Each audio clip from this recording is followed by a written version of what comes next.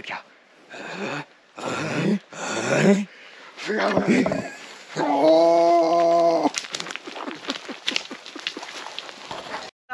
Θα βρεθώ στο λεποχώρι. Δεν θα σε πιάσω γιατί θα τραβήξω το πλάνο.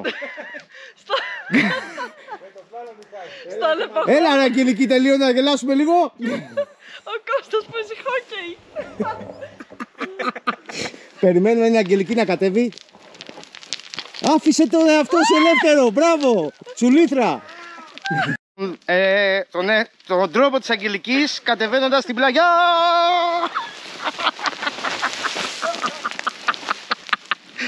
Κατεβαίνοντας στην πλαγιά.